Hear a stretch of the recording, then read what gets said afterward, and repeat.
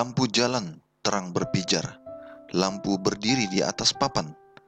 Anak sekolah harus belajar untuk meraih masa depan.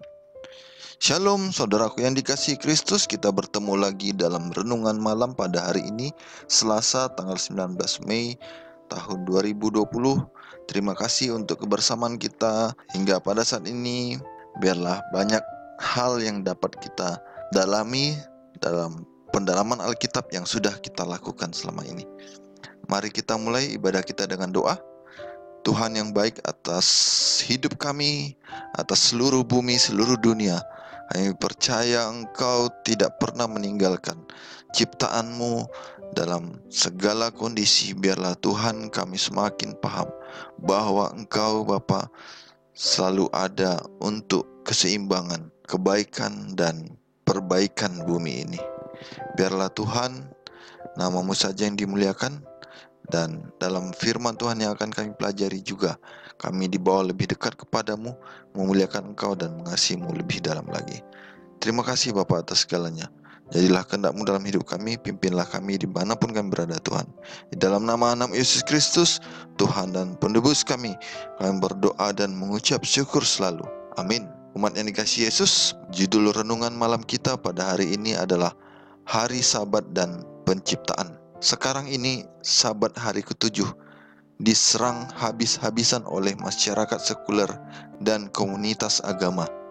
Fakta ini dapat dilihat dalam jadwal kerja perusahaan global dalam upaya perubahan kalender di banyak negara Eropa dengan membuat hari Senin sebagai hari pertama dalam pekan dan Minggu sebagai hari ke-7. Dan oleh ensiklik kepausan baru-baru ini tentang perubahan iklim yang menyebut Sabat hari ke-7 sebagai Sabat Yahudi dan mendorong dunia merayakan hari istirahat untuk mengurangi pemanasan global. Silakan baca dalam Pope Francis Laudato Si, Vatican City, Vatican Press tahun 2015 halaman 172 dan 173. Mari kita baca Kejadian 2 ayat 1 sampai 3, Keluaran 20 ayat 8 sampai 11, Markus 2 ayat 7 dan Wahyu 14 ayat 7. Bagaimanakah pemahaman tentang pekan penciptaan berkaitan dengan hukum Allah yang keempat? Bagaimanakah hal ini berkaitan dengan pekabaran 3 malaikat? Mari kita baca ayat-ayat tersebut mulai dari Kejadian 2 ayat 1 sampai 3. Demikianlah diselesaikan langit dan bumi dan segala isinya ketika Allah pada hari ke-7 telah menyelesaikan pekerjaan yang dibuatnya itu. Berhentilah ia pada hari ke-7 dari segala pekerjaan yang telah dibuatnya itu. Lalu Allah memberkati hari ke-7 itu dan menguduskannya, karena pada hari itulah ia berhenti dari segala pekerjaan penciptaan yang telah dibuatnya itu. Keluaran 20 ayat 8 sampai 11. Ingatlah dan kuduskanlah hari Sabat. 6 hari lamanya engkau akan bekerja dan melakukan segala pekerjaanmu, tetapi hari ke-7 adalah hari Sabat Tuhan Allahmu. Maka jangan melakukan sesuatu pekerjaan, engkau atau anakmu laki-laki, atau anakmu perempuan, atau hambamu laki-laki, atau hambamu perempuan, atau hewanmu, atau orang asing yang di tempat kediamanmu. Sebab 6 hari lamanya engkau menjadikan langit dan bumi, laut dan segala isinya, dan ia berhenti pada hari ke-7. Itulah sebabnya Tuhan memberkati hari Sabat dan menguduskannya. Wahyu 14 ayat 7. Dan ia berseru dengan suara nyaring, takutlah akan Allah dan muliakanlah Dia, karena telah tiba saat penghakimannya, dan sembahlah Dia yang telah menjadikan langit dan bumi, dan laut dan semua mata air. Saudaraku, Alkitab berkata, dan Allah pada hari ke-7 telah menyelesaikan pekerjaan yang dibuatnya itu.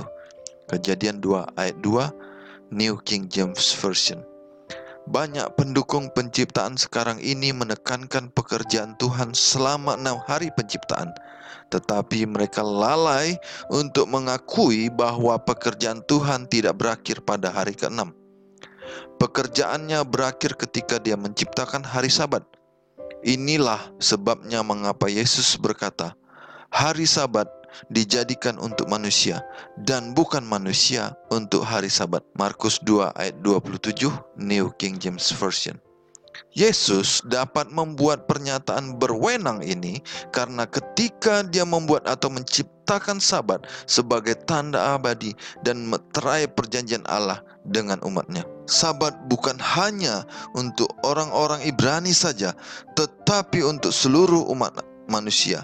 Kitab Kejadian menunjukkan 3 hal yang Yesus lakukan setelah ia menciptakan hari Sabat. Pertama, dia beristirahat, disebutkan dalam Kejadian 2 ayat 2, memberi kita contoh ilahi tentang kerinduannya untuk beristirahat bersama kita. Kedua, dia memberkati hari ketujuh itu, Kejadian 2 ayat 3. Dalam kisah penciptaan, binatang-binatang diberkati ke dalam Kejadian 1 ayat 22, serta Adam dan Hawa diberkati, Kejadian 1 ayat 28. Tetapi satu-satunya hari yang secara khusus diberkati adalah hari ketujuh. Kita baca Kejadian 1 ayat 22 dan 28. Lalu Allah memberkati semuanya itu, firman-Nya, berkembang biaklah dan bertambah banyaklah, serta penuhilah air dalam laut, dan hendaklah burung-burung di bumi bertambah banyak. Allah memberkati mereka. Lalu Allah berfirman kepada mereka, beranak cuculah dan bertambah banyak, penuhilah bumi dan taklukkanlah itu. Berkuasalah atas ikan-ikan di laut dan burung-burung di udara dan atas segala binatang yang merayap di bumi. Tetapi satu-satunya hari yang secara khusus diberkati adalah hari ketujuh. Ketiga, Allah menguduskannya. Kejadian 2 ayat 3, atau membuatnya kudus. Tidak ada hari lain dalam Alkitab yang menerima 3 tanda-tanda ini. Ketiga perbuatan ini diulangi dalam hukum keempat ketika Allah menulis dengan jarinya sendiri dan menunjuk kembali kepada penciptaan sebagai dasar bagi hari Sabat. Keluaran 20 ayat 11. Saudaraku, dalam Wahyu 14 ayat 7 dan Keluaran 20 ayat 11, hukum Sabat secara langsung disebut sebagai dasar untuk menyembah Pencipta. Bagaimanakah hal ini berhubungan langsung dengan hari Sabat dan mengikat sampai ke peristiwa-peristiwa akhir zaman? Sangat penting bagi kita untuk mendalami dengan baik dan membaca dengan serius Wahyu 14 ayat 7 dan Keluaran 20 ayat 11. Dalam kedua ayat ini benar-benar disampaikan bahwa kita harus menyembah Sang Pencipta yang menciptakan langit dan bumi dalam 7 hari. Dan diperjelas lagi bahwa pada hari yang ketujuh, Sang Pencipta, Tuhan kita yang mulia, Allah yang agung, beristirahat dan menguduskan hari itu. Hal ini sangat penting untuk menyatakan betapa kita harus berpegang pada aturan bagaimana kita menyembah Tuhan. Biarlah kita mengerti dengan benar bahwa kita hidup, kita berbakti, kita memuji Tuhan sudah diberikan waktu yang tepat. Jangan sampai kita terkecoh oleh pendapat bahwa waktu dapat diubah. Waktu tidak penting bila kita mau memuji Tuhan. Biarlah pelajaran hari ini membawa kita pada satu pemahaman yang lebih dalam lagi. Betapa memuji Tuhan adalah satu kepastian, adalah satu momen, dan jangan sampai diubah oleh kita manusia yang merupakan ciptaan Tuhan.